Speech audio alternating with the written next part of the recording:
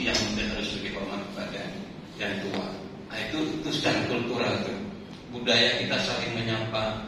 Jangan baru hari ini terima PRK tidak mau senyum lagi. Kalau mobil wajahnya berubah, masuk ruangan wajahnya berubah. Assalamualaikum Bapak. Salam.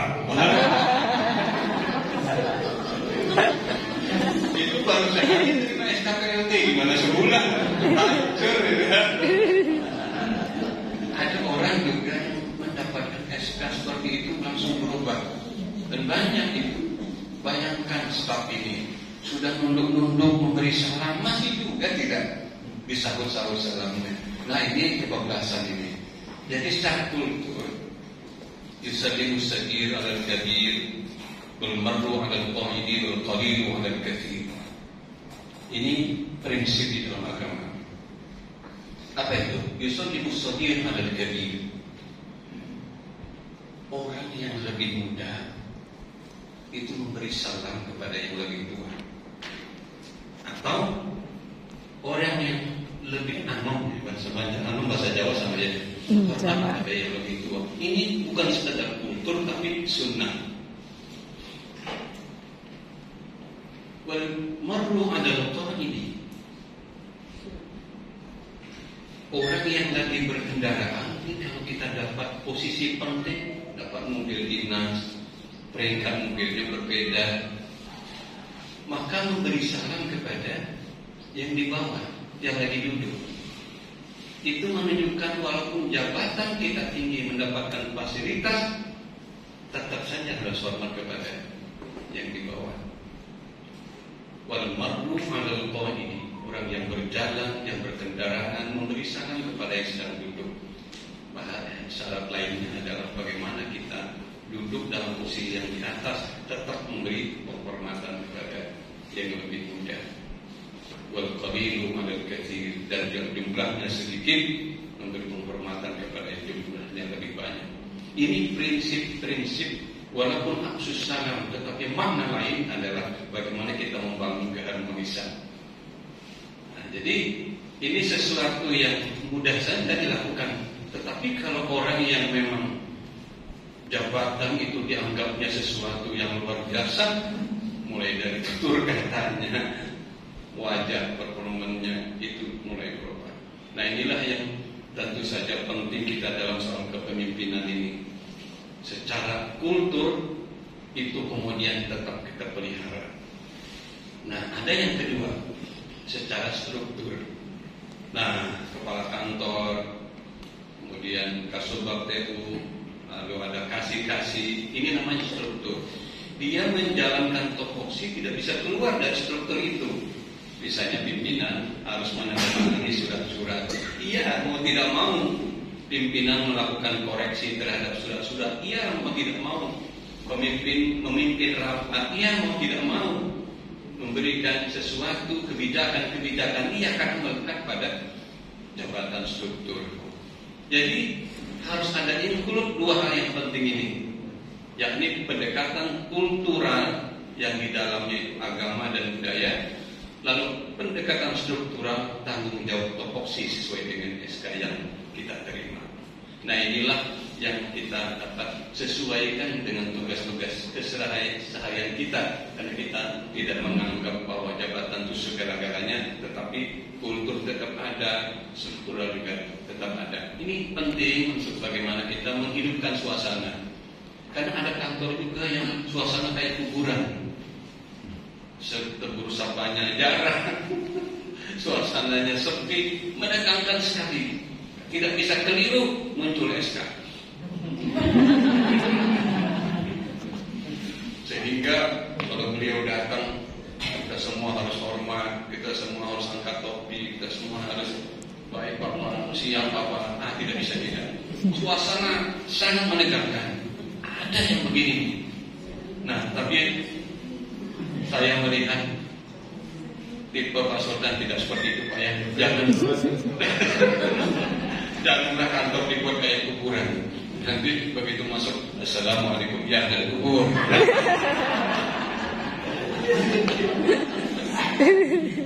Jadi senyum pemimpin itu berkah bagi anak buah. Keluar dari mobil, senyum saja nggak masalah. Jangan cari pengaruh dengan wajah kita. Karena orang yang mencari pengaruh lewat wajah ini berbahaya sekali, cepat tua. Senyum itu murah, tapi itu ibadah. Saya pengalaman masih jadi staff, jadi di bawah. Kalau Kakak Will itu senyum dengan saya seminggu tuh nggak hilang-hilang senangnya. Ya nggak tuh? Atau saya aja atau ibu bapak jawab itu. Apalagi kalau Kakak Will sampai jabat tangan nanya siapa namamu, masya Allah luar biasa hari ini. Itu berbulan-bulan rasa bahagia tidak pernah hilang. Kira-kira nanti kalau PRT datang, kalau Pak Joko, masya Allah Pak Joko, itu Pak Joko 2 minggu dari rasa bahagianya itu. Karena kesan-kesan sapaan seorang pemimpin itu sangat menusuk jiwa. Begitu juga kalau kita keluar mobil, wajah yang masam, apalagi kumis dibuat-buat. Hari ini belum kumis, besok kalau berkumis tambah. Nah, orang jadi ketakutan. Ada tuh pemimpin yang senang seperti itu. Supaya saya kelihatan berwibawa, tidak mau tersenyum. Maka sekali kita senyum itu feedbacknya kepada kita. Sekali kita merambut, feedbacknya juga kepada kita. Saya sering mengibaratkan pada guru masuk kelas. Kalau guru masuk kelas, ketemu murid 30, dia senyum, hari itu saat itu juga dia mendapatkan 30 kelipatan senyum dari murid. Apa tidak senang? Senang. Nah, sekarang kita balik. Guru masuk kelas dengan wajah yang seram, maka guru akan mendapatkan 30 kelipatan wajah yang seram juga. Jadi begitu kitab-kitab kita mengibaratkan, kalau Anda ingin dihormati, dahuluilah menghormati orang lain. Maka sebaliknya, Anda jangan mendapatkan penghormatan dari orang lain kalau Anda sendiri tidak bisa menghormati orang lain. Ayat ini tidak ditujukan kepada siapa, sifat berlaku umum, termasuk para pemimpin. Apalagi di era sekarang, kita membutuhkan kerjasama yang antara satu dengan yang lain, baik lahir maupun batin. Saya sering kali membalik kata-kata kerjasama itu dengan istilah sama-sama bekerja. Kalau kerjasama, bisa saja orang tidak masuk kantor. Saya selesaikan di rumah apa yang Bapak minta, selesai. Tapi kalau sama-sama bekerja, datang jam 7.30, pulang jam 4. Maka saya selalu menggunakan sama-sama bekerja dan kita sama-sama punya tanggung jawab. Nah, inilah yang saya inginkan seluruh kantor kita itu menghidupkan suasana kekeluargaan.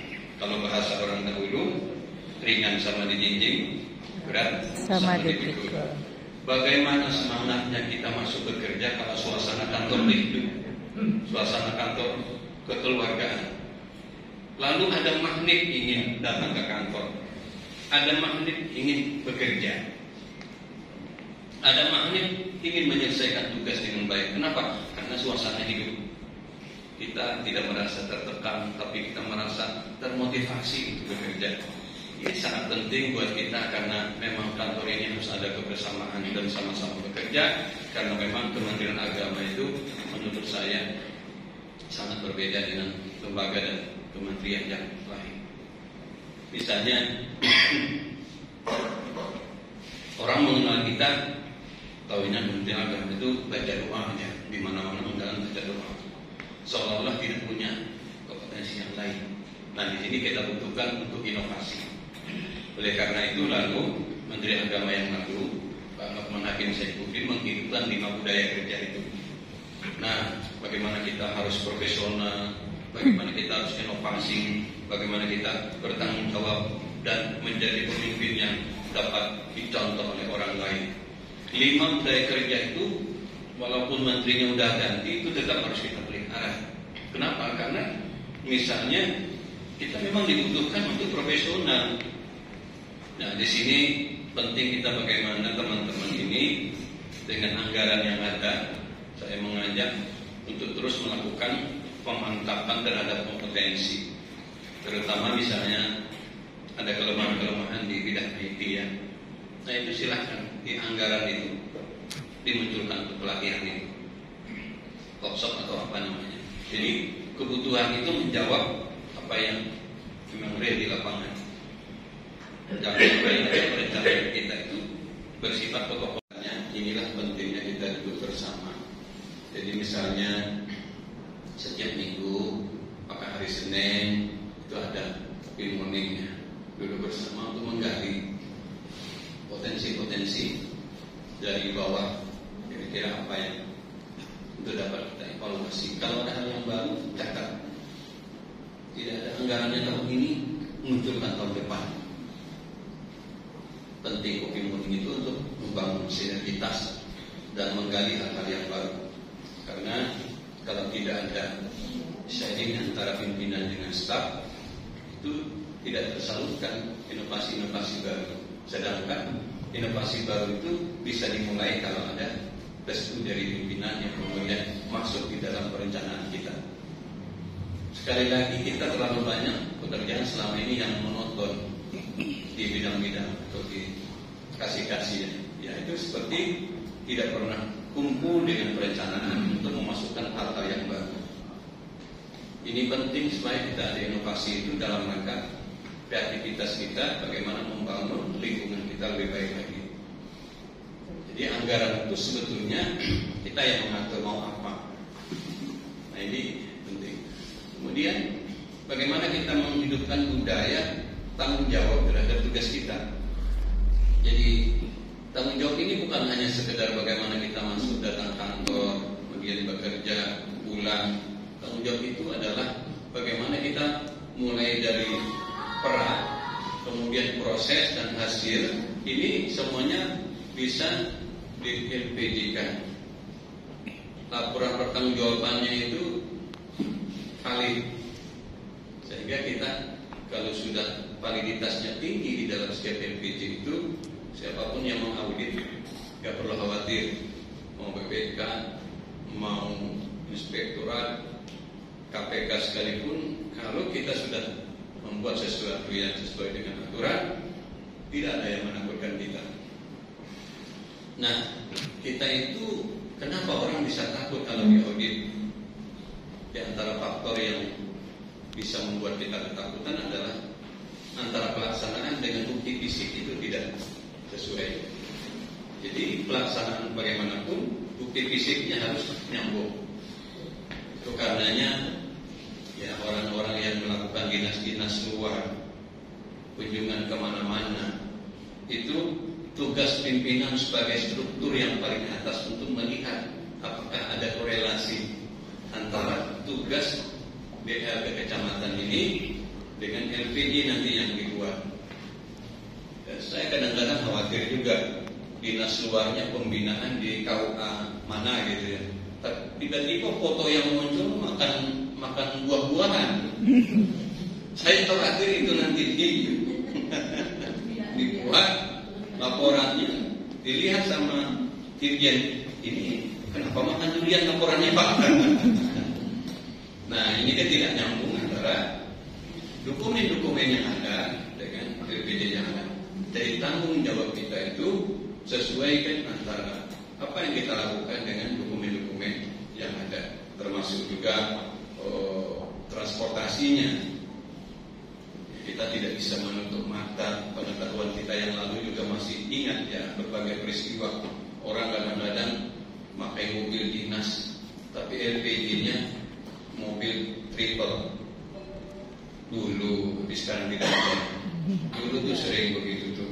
Ya, berangkat kemana-mana pakai mobil dinas, LPG-nya kok pakai triple. Nah, ini kan yang tidak nyambung. Yang begini kalau bisa di Kementerian Agama itu tidak boleh terjadi. Kenapa? Orang tahunya kita orang jujur. Bicara agama atau orang kita. Jadi kalau kita yang di Kementerian Agama ini bisa bikin sulap-sulap seperti itu, ketika orang lain tahu, maka trust itu akan dengan sendirinya hilang. Nah itulah sering kali kita kadang-kadang sedih juga peristiwa-peristiwa di pusat misalnya, kejadian ini, kejadian itu merembet sampai ke kita di bawah. Nah untuk yang lokal-lokal, apa kabupaten, apa kota, itu tentu kita juga yang menjadi sorotan. Karena itu sangat hati-hati di dalam membuat laporan pertanggungjawaban. Nah kemudian yang berikutnya, kita ini orang yang dianggap sebagai contoh di tengah-tengah masyarakat dalam soal kepemimpinan, dalam soal kehidupan di keluarga, dalam soal kehidupan di masyarakat. Jangan sampai kita yang sudah dianggap seperti ini kemudian kita lengah melakukan pembinaan. Karena itu kita bersyukur juga ada program pembinaan keluarga sakinah ya Pak. Ini sebetulnya tidak saja dibutuhkan untuk masyarakat luas. Kita ini dulu yang penting, bagaimana rumus-rumus praktek-praktek di dalam membangun keluarga sakinah itu.